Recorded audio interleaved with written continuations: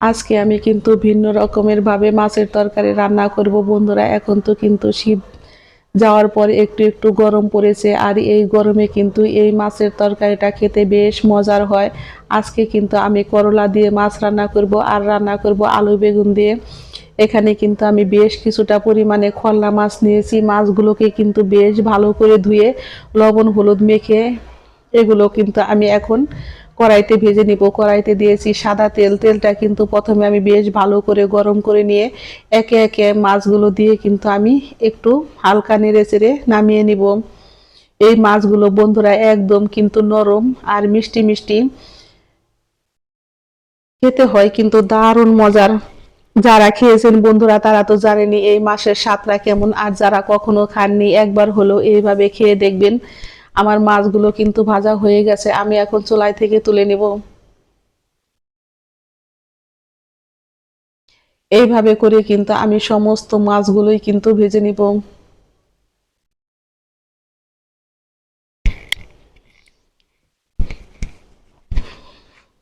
এই মাছগুলোর নাম হচ্ছে বন্ধুরা খল্লা মাছ। আপনারা কি নাম বলেন তা জানি না। কে কি নামে চিনেন অবশ্যই আমাকে কমেন্ট বক্সে জানাবেন।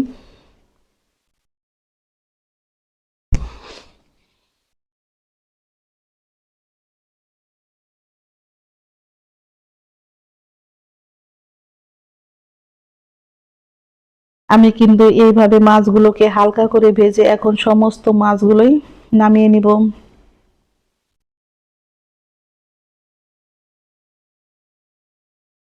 মাছগুলো কিন্তু খুবই সাবধানে তুলে নেবেন, তা না হলে কিন্তু ভেঙে যেতে পারে বন্ধুরা।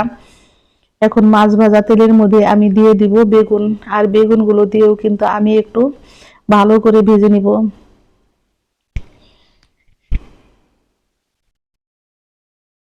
আমি লবণ হলুদ দিয়ে কিন্তু বেগুনগুলোকে খুব সুন্দর করে ভেজে নিয়েছি। এখন আমি চুলাই থেকে নামিয়ে নিব। বেগুন ভাজা তেলের মধ্যে দিয়ে দিব আমি বেশ কিছুটা পরিমাণে আলু। এখানে আমি কিন্তু মিডিয়াম সাইজের একটা আলু নিয়েছি, আর আলুগুলোকেও কিন্তু আমি চিকন চিকন করে কেটে এইভাবে একটু খুব ভালো করে ভেজে নিব। আমি কিন্তু আলুগুলোকেও লবণ দিয়ে খুব ভালো করে ভেজে নামিয়ে নিব।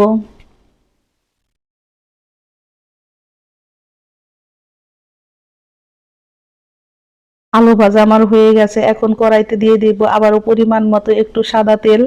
আমি ফোড়ন দিয়েছি গোটা জিরে, আর দিয়েছি খুবই অল্প পরিমাণে একটু কালো জিরে। ফোড়নটা আমার রেডি হয়ে গেছে। এখন আমি দিয়ে দিব বেটে রাখা পেঁয়াজ। দিয়ে দিব আমি হাফ চামচ পরিমাণে লবণ। পেঁয়াজ বাটাটা দিয়েও কিন্তু আমি অনবরত একটু নেড়ে 3 থেকে 4 মিনিট ভেজে নিয়েছি। আমি এখন দিয়ে দিব ধনিয়া বাটা, কাঁচামরিচ বাটা, আর দিয়ে দিব একটু মশলা। এখন সমস্ত মশলা দিয়ে কিন্তু আমি অল্প পরিমাণে জল দিয়ে মশলাগুলোকে বেশ ভালো করে কষিয়ে নিয়েছি। মশলার থেকে আমার তেল উঠে এসেছে। এখন আমি দিয়ে দিব ভেজে রাখা আলু। ভেজে রাখা আলুগুলো দিয়েও কিন্তু আমি এইভাবে একটু নেড়ে চেড়ে কষিয়ে নেব। হ্যালো বন্ধুরা, সুলতা কুকিং রেসিপির পক্ষ থেকে সকলকে জানাই স্বাগত। এই পর্যায়ে আমার রান্নার রেসিপি একটু যদি বন্ধুরা ভালো লেগে থাকে অবশ্যই একটা লাইক করবেন, কমেন্ট করবেন, এবং যারা আমার নতুন বন্ধু আছেন তারা আমাকে একটা সাবস্ক্রাইব করতে ভুলবেন না। আমার নতুন এবং পুরাতন সকল বন্ধুদের জানাই আমি অসংখ্য ধন্যবাদ। আমি কিন্তু এইভাবে আলুগুলোকে খুব সুন্দর করে কষিয়ে নিয়েছি। এখন দিয়ে দিব অল্প পরিমাণে একটু জল। জলটা দিয়েও কিন্তু আমি আবারও একটু কষিয়ে নিব। আমার আলুগুলো কিন্তু খুব সুন্দর করে কষানো হয়ে গেছে। এখন আমি দিয়ে দিব পরিমাণ মতো জল। এখানে আমি কিন্তু 2 বাটি পরিমাণে জল দিয়েছি, আর দিয়ে দিব বড় সাইজের একটা টমেটো। বন্ধুরা টমেটো গুলো অবশ্যই কিন্তু বিচি ফেলে দিবেন, আর বিচি ফেলে দিলে টমেটোটা কিন্তু খেতেও ভালো লাগে। এখন আমি দিয়ে দিব ভেজে রাখা মাছগুলো। আলু বেগুন দিয়ে বন্ধুরা মাছের তরকারি রান্না করতে কিন্তু বেশি সময় লাগে না, কিন্তু খেতে হয় দুর্দান্ত মজার। এখন আমি দিয়ে দিব ভেজে রাখা বেগুনগুলো। ভেজে রাখা বেগুনগুলো দিয়েও কিন্তু আমি এখন দিয়ে দিব খুবই অল্প পরিমাণে একটু ধনিয়া পাতা কুচি। তরকারিটা আমার একদম রেডি হয়ে গেছে, আর আমি লবণ দেখে নিব ঠিক আছে কিনা। আমি এখন চুলাই থেকে নামিয়ে পরিবেশন করে নিব বন্ধুরা। দেখতে যেমন সুন্দর হয়েছে, খেতেও হয়েছে কিন্তু সেই স্বাদ। ঝটপট তৈরি হয়ে গেল আমার আলু বেগুন দিয়ে খোল্লা মাছের তরকারি। আমি কিন্তু আবারও বেশ কিছুটা পরিমাণে খোল্লা মাছ নিয়েছি, আর এই মাছগুলো কিন্তু আলু করলা দিয়ে রান্না করব। আর এইভাবে রান্না করলে খেতে হয় কিন্তু দুর্দান্ত মজা। এই তরকারি রান্না করব আমার বরের জন্য। তেলটাকে কিন্তু আমি খুব ভালো করে গরম করে নিয়েছি, আর মাছগুলোকে লবণ হলুদ দিয়ে মেখে এখন আমি হালকা করে একটু ভেজে তুলে নামিয়ে নিব। এই মাছের তরকারি রান্না করতেও বেশি সময় লাগে না বন্ধুরা, কিন্তু মাছগুলো এতটাই পরিমাণে মজার। আমার কিন্তু অনেক পছন্দের এই মাছগুলো। কে কে এই মাছটা খেতে পছন্দ করেন অবশ্যই বন্ধুরা কমেন্ট বক্সে জানাবেন। আমি কিন্তু এইভাবে মাছগুলো ভেজে চুলাই থেকে নামিয়ে নিব। মাছ ভাজা তেলের মধ্যে দিয়ে দিব আমি কেটে রাখা করলা, আর করলাগুলোকেও কিন্তু আমি এরকম চিকন চিকন করে কেটে নিয়েছি, আর এগুলোও কিন্তু আমি খুব ভালো করে ভেজে নিব বন্ধুরা। করলা বাকি উস্তা এইভাবে যদি আমরা খুব ভালো করে ভেজে নিই তরকারিতে কিন্তু একটু তিতা লাগে না, আর খেতেও হয় কিন্তু দুর্দান্ত মজার। আমি কিন্তু উস্তাগুলো এইভাবে চুলাই থেকে ভেজে নামিয়ে নিয়েছি। এখন দিয়ে দিব আলু। আলুগুলোও কিন্তু আমি এখন খুব সুন্দর করে লাল লাল করে ভেজে চুলাই থেকে নামিয়ে নিব। এখন তেলের মধ্যে দিয়ে দিব একটা তেজপাতা, আর দিয়ে দিব অল্প পরিমাণে একটু গোটা জিরে। ফোড়নটা কিন্তু আমার রেডি হয়ে গেছে। এখন আমি দিয়ে দিব কেটে রাখা কাঁচামরিচ আর পেঁয়াজ কুচি। কাঁচামরিচ আর পেঁয়াজ কুচি দিয়েও কিন্তু আমি এখন বেশ ভালো করে একটু পেঁয়াজগুলোকে ভেজে নেব।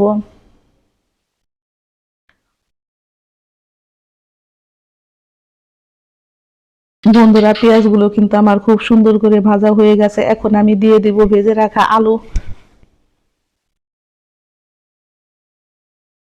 এখন আমি দিয়ে দিব মশলা, হলুদের গুঁড়া, মরিচের গুঁড়া, ধনিয়ার গুঁড়া। এগুলো কিন্তু আমি জল দিয়ে গুলিয়ে রেখেছিলাম 10 থেকে 15 মিনিট বন্ধুরা।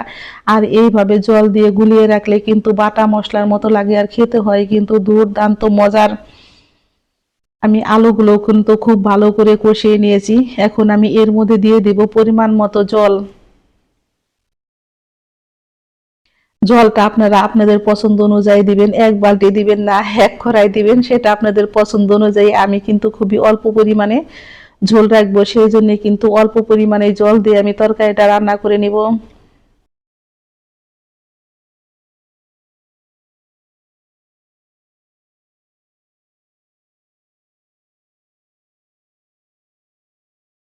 এটা একটু এইভাবে নেড়ে দিব। আমার তরকারিতে কিন্তু বলক চলে এসেছে। এখন কিন্তু চুলার আঁচটাকে আমি আবারও মিডিয়াম টু লোতে রেখেছি, কারণ হাই হিটে দিলে ঝোলটা আমার শুকিয়ে যাবে। এখন আমি দিয়ে দিব ভেজে রাখা মাছ আর উস্তাগুলো। মাছ আর উস্তা দিয়ে কিন্তু আমি খুব বেশি নাড়াচাড়া করব না, আবার বেশি সময়ও রান্না করব না। 2 থেকে 3 মিনিট আমি কিন্তু এইভাবে মাছ আর উস্তা দিয়ে রান্না করে নিব।